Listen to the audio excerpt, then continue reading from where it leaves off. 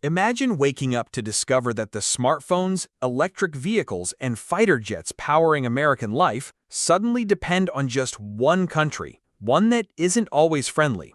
In April, the United States lost its only backup source for rare earth elements, leaving the entire nation exposed to the tightening grip of China, which now controls almost all processing of these crucial materials.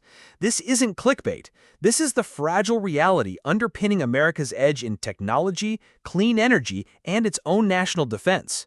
For years, rare earth minerals seemed like obscure resources hidden deep within the periodic table. But today, they're at the heart of everything from Teslas and iPhones to the F-35 fighter jet. That jet alone contains over 420 pounds of rare earths. Without them, its guidance, radar, and propulsion simply don't work. And it's not just defense. Magnets derived from these elements spin inside wind turbines, drive advanced robotics, and keep data centers humming.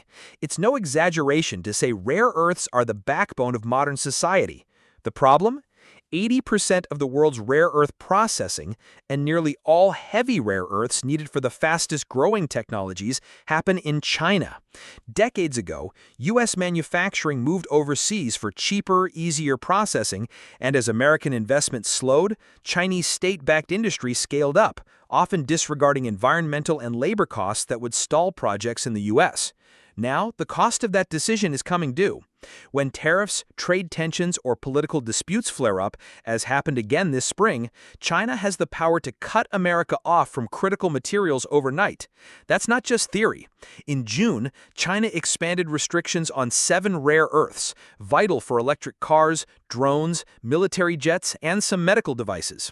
Automakers across the Midwest started warning that plant shutdowns and layoffs were coming if magnet shipments didn't resume. Even modest supply disruptions send ripples through the tech sector and cause delays in missile and satellite production.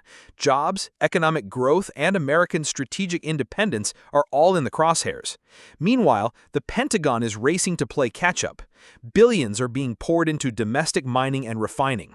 Projects like Mountain Pass, the country's only operational rare earth mine, are scaling up, and the Department of Defense has rolled out a phased plan to rebuild critical processing capabilities from the mine to the finished magnet.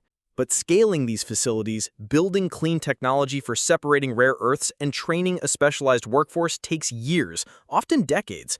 Even now, the U.S. must ship mined rare earths to China for refining, bluntly illustrating the depth of dependence. Efforts to diversify the supply chain, from recycling old tech to sourcing elements from Australia, Canada, or Latin America, are underway, but these alternatives face their own challenges. Mining is environmentally fraught, and supply is still dwarfed by Chinese capacity. Innovation offers hope.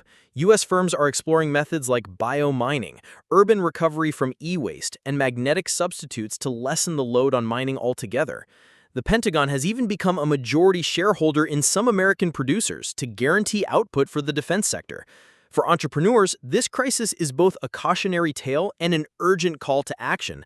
As the world's appetite for electric vehicles, renewable energy, and artificial intelligence surges, the value and geopolitical leverage of rare earths will only climb. China is already using these minerals as both a business weapon and a diplomatic lever. The global race for critical minerals is no longer a distant rivalry. It's a test of national resilience, economic sovereignty, and innovation under pressure. What about the future? For most Americans, the disappearing backup supply chain may seem distant, but its impact is immediate and personal. It touches every sector: the phone in your pocket, your next car or job, the satellites steering the internet, and the systems keeping the military strong. Without rapid, coordinated investment and smart policy, the U.S. faces the real risk of technology slowdowns, economic pain, and loss of global influence. So, the next time you see a story about rare earths, remember, it's not just about rocks. It's about who leads in the next era of technology and who has the upper hand when nations negotiate. Are we ready to let that call be made in Beijing, or will America finally respond with the urgency this challenge demands? Now, here's where I want to hear from you. How sustainable do you think America's current path is? What would you prioritize? Security, speed, the environment, or global cooperation? Leave your thoughts in the comments, and let's discuss how the race for rare earths could reshape America's future.